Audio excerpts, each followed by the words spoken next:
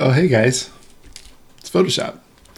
So I'm going to talk to you a little bit about this Wiley program that's got all kinds of ins and outs to it. I'm covering this in a series of videos, basically to prepare you for an online class I'm building. You can check that out, link in the description. Dave Shevlin did these amazing paintings for the concept art unit for visual effects. It's pretty cool stuff. I don't want you to be lost when you're following along with him, so I've created these videos for those of you who want an introduction to Photoshop, or if you're like me, you've been using it for many years, and it's just, there's still stuff that you're learning. This will just be a quick, ready guide to cover all the bases that you'll need to making awesome hand-painted effects in Photoshop. Okay, so if you're painting in Photoshop, you're going to want to use the brush tool. That's first and foremost. You can find that thing over here on the tools panel. Your tools panel might be somewhere else. You can move it around by grabbing this little dark area bar at the top and moving that over. You can click these little double arrows if your screen is really squished and you just want that kind of space. If you hover it over the edge, it turns blue. If you hover it over one of these, it'll turn like, I don't know, you can do it over the bottom maybe. Tools panel only goes on the side. All the windows kind of function the same, where you can kind of like tear them off and then redock them when it turns blue like that. Okay, anyway, I digress. Tools panel. You got it. Here's the brush tool. You can hit B on your keyboard to select brush. I'm using the latest version of Photoshop. This is Photoshop CC. It's in May of 2019 currently when this is being recorded. So if you have an older version, some of this might be a little different, newer versions as well. Brush tool is pretty straightforward. When you're using a stylus, it's going to just come on like so. All right, so I'm going to create a new layer, which is down here. This is the new layer button, so that I can kind of just predictably know how my brush is going to look without any of the fancy layer stuff going on. We'll get into layers in a later video. Don't worry about that, guys. I'm getting a little ahead. All right, so you'll notice that when you select different tools over here on the left, it's got a different set of settings at the top. Now the brush settings include a couple drop downs. You got one here, you got the opacity and the flow, and those are really the only things that I'm going to be using. Oftentimes it'll have, you know, the quick access to the brush that I want here, other times not, and so then I have to come over here to the brushes window, which every window including that tools panel is here. You've got brushes right here, and you can open these up, you can twirl these out same way that you do the tools panel, etc., etc. All right, so we got the brushes. Let's get this going. Now these are all the ones that have been created. I'm not seeing one in here that I want, so I'm going to create a new brush setting. Now if you come over here, you'll see all these different things going on. Lots of check boxes to look at. Adobe's done a fantastic job of making this as confusing as they possibly can. By the way, this one at the top without a check mark next to it is probably the most important, and you can click it and it does bring up settings over here. The UI is not intuitive. I know. You know what? I'm just going to do a blanket apology for all of the complexity of Photoshop in advance because it's not intuitive. You guys, I'm there with you. I still trip over this stuff because I'm using like 10 different software packages a day, and I don't always remember all the little ins and outs of each one, but it's fine. That's what this video is for. So come up to the brush tip shape. It's got all these brush tip shapes. I only use two. I use the fluffy one and the crispy one, and that's all you got to know. You got the crispy edges here, you got the fluffy edges here. So then I come over to shape dynamics, right? And check this out. It's giving me a little exclamation mark. This is one of those love notes from Adobe, where basically something's out of sync with like my drivers and it detecting that I'm using a tablet with a stylus. It's like, you're not using something with a pen pressure. Well, it turns out I am, and when I move this thing closer to it and I use this, turn it off, turn it back on again, it works. Now, for you, depending on the hardware you're using, this may give you some trouble, and I'm sorry for that. I'm deeply, deeply sorry for that. Over the years, I've had this Cintiq for, I think, like 8 years. It's like really old, but it's still going. And over the years, with different like Windows updates and different updates to Photoshop, I've had varied degrees of problems with this. So sorry if your pen pressure isn't working. I can't help you. Try restarting Windows, I guess. Okay. Angle jitter is the other one that we're going to look into in a second. Give you a little bit of preview of what's coming. Got other things in here. I never use scattering, texture, dual brush, or color dynamics. Transfer. There's one for you. Why it's called transfer, what transfer even means, I don't know. But I use it because transfer is basically how faded out it is. But then I guess they use fade as something different here. They have fade, they have flow, and they have opacity. Could I call it fade? I don't know. The transfer is just not intuitive. I don't know what that means. This is basically how translucent it is. So that's driven by pen pressure now too, or I can uncheck it and you see it changes there. If I go back to brush tip shape, something I can do with either crispy or fluffy is I can grab the little dot here on the roundness and make it like a chisel. So now it's like this cool little thin shape. And Dave Shevlin, when he's painting, he uses this a lot. It's like, how are you doing that? It's like, because when you pull down, it's just fat, and when you go sideways, it's skinny, and it's the real problem that I have. I don't know how to fix it. So I asked him about it, and he's like, well, the key is you go to shape dynamics, and some pens have rotation. I don't, so rotation's not even an option here on angle jitter. By the way, why it says jitter, I jitter because when you change the slider, it jitters. But I never used that. I only ever used the control part. So the angle control, to be clear, it's not angle jitter. This is controlling the angle with pen tilt. So I can't do rotation, but I can tilt with my pen. And that's super fun because now you can see it doing all this biz. And let me get this tweaked just a little bit. I'm going to skinny it up. And I'm actually going to use my handy-dandy old-school Logitech cam from a few generations back. And I'm going to show you what I got going on over here. Let's see if I can switch over to this. Yes. All right. So here I am with my brush. And I've got angle jitter turned on. Let me just make sure we're good. Yeah, okay, so it seems really squirrely at first and terrible. By the way, if you push I, that's your eyedropper tool, and then you can get a new color. I want green. Now, the key to this is, see, because it'll go, but it's always going to be perpendicular. So as I turn this, it'll turn the head. You don't want it to be up like this. You want to kind of lay it down a bit to get these nice skinny lines, or you can do like these wider lines as you please. I'm so terrible. I'm watching the screen. I apologize. So for anyone who's motion sick, I do sincerely apologize, but I wanted to show this to you real quick. So I can carve out these lines sideways, sharp, any angle I want. And that's pen tilt. Okay, enough of that. Cool stuff. All right. Now we've got pen tilt working. We've got the thick and thin with that. It's a nice way to lay in our shapes. Eyedropper tool. I touched on this briefly. Another fun tip about the eyedropper tool is if you have the brush selected and I want to select a color, I just can hold Alt. And I want that orange off his forehead. And now I have that. As long as you're holding Alt, it'll stay as the eyedropper tool. When you release it, it goes back to the brush tool. Cool. I have ruined the painting. Awesome, awesome town. Cool. All right.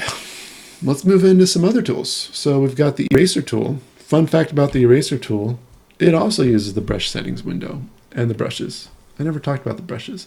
You can come into the brushes and save all the changes that you've made in the brush settings. So say I did something really specific that I really liked, or say I got a set of brushes from someone else online that's giving away their brushes for free. And you can just plop them into here. You can create what you like, and then you can just create new. You can come over here and create a new group, so you can have them sorted in these different folders, which I did not do. And you can, of course, throw them away, which would be sad. Don't throw your brushes away. Okay, so that works for eraser. The stuff at the top looks the same. Sometimes it looks like you're using a brush because literally everything looks the same except for the eraser icon over here is different. Yeah. Sometimes I change the opacity, sometimes I change the flow. So you're not like erasing a ton. Like if I want to erase this cloud, like squeegee it away, you know, you can do that. You come through here with the chisel.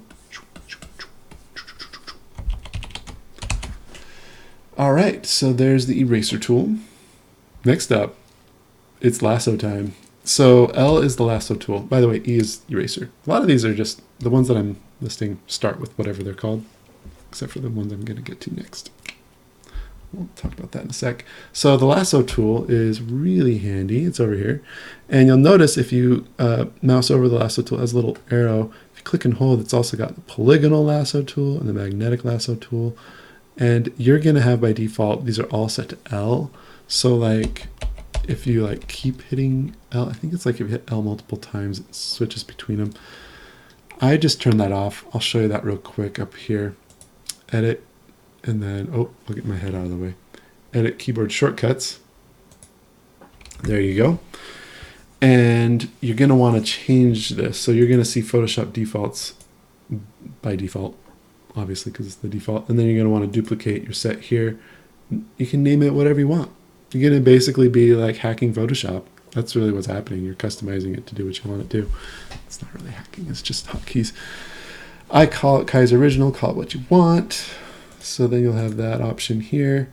You're going to find the lasso tool. I do not use polygonal lasso nearly as much as I use the regular lasso.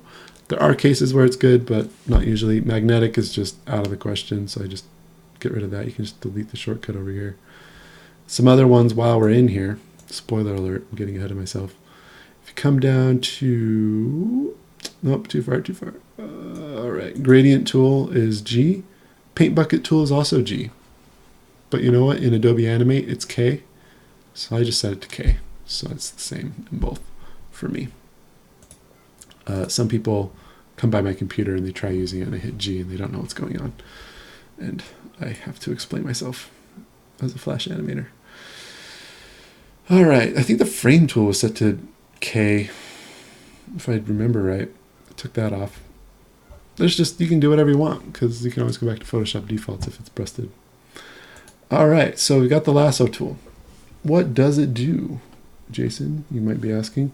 Lasso tool is great because you can select an area like so. Just click and drag it. And then everything you do, whether it's erasing or brushing or anything, is just inside of whatever you've lassoed. And if you don't like that crummy border around it, you can do Control H and it'll hide it. But it's still only painting and erasing inside of that area, which is kind of cool, right? You can hit Control H again to show it. H is for hide, if you were wondering. Control D to deselect. That just removes it, and now I can brush and erase wherever the heck I want. Control Z a few times to undo all of our terrible, terrible mistakes, including that layer. All right. So we've got selection, basics going on. Can lasso it and all that stuff. Let's talk about paint fill. So paint fill is fun because sometimes you'll have like, you know, multiple things selected. Like say I want this goo over here, and I want this goo up here, and I want like, I don't know, this goo over here. And what layer are those even on? I should figure that out first. Yeah, so some of it is on the splash layer. He's got like multiple layers here and here to kind of like make up that thing. But I'm just gonna click on this layer here, this guy, and you know I want to come through and I want to brush just those things. Well, as you can see, that's kind of crummy, so I might want to lock the opacity on that layer first. That's like for this layer, I can just come up here and do that. And now it will only paint the opacity on the things that I've, in the areas I've selected. That's kind of fun. Or if I wanted to come in here with the K tool I can do it this way. In just one fell swoop. Or, maybe that's not at all what I wanted to do. Maybe I wanted to use the lasso tool like one would use the brush tool. And so I unlock the opacity because I'm going to be adding more shapes, right? Maybe I want to add like a gloopy gloop here. And I want to add some gloops in here. And I don't really know. These aren't necessarily going to help the painting in any way, shape, or form. But I can go to K and I can fill those in. And of course, I can drop something a little bit brighter. I don't know. Fill that in as well.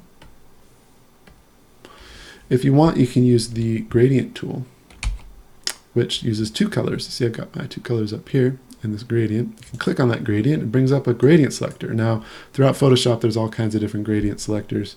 The way those work real quick is you've got the color nodes on the bottom. If you click on it, the color will show up here, or you can double click on it and the color will pop up there. If you click on that, it pops up as well.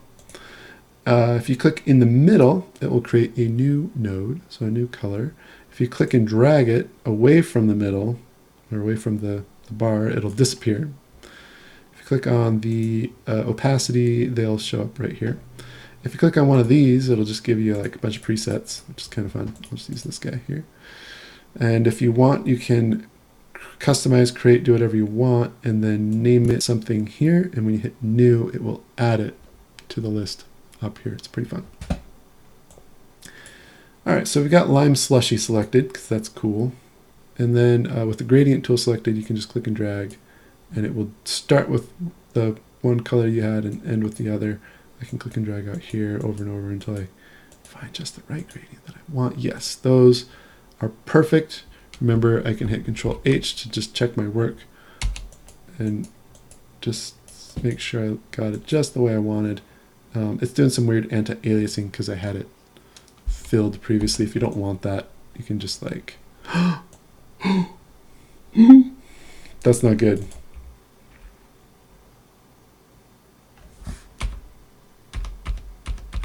I'm hitting delete multiple times and it's like somehow getting rid of it. Photoshop, right? I don't know what's going on. So there's these weird outlines happening. I don't know what's going on. I did something wrong at some point, and apparently the painting went outside of the selection, even though it's not supposed to do that. Okay, so we're done with that now. Control D, because I'm done selecting those. Smudge Tool, guys, this one is super useful, but please use in moderation. I think there's a tutorial where I really dive into the Smudge Tool. It has strength up here. If you get it really big, like this is not advisable, because then when you do this, I did 3 strokes and I'm done stroking. Like, it's still, now I have to wait. See how it's smudging and taking time? So learn from my mistakes and use the smudge tool carefully. Be very judicious about how big it is and how far your strokes are. Because if you have a computer that, and this is a pretty decent computer, but if you have a computer that tends to chug on different things, it's going to have some real trouble with the smudge tool. It's not going to be pretty. Okay, I think it's on the last stroke here, going back up and to the right.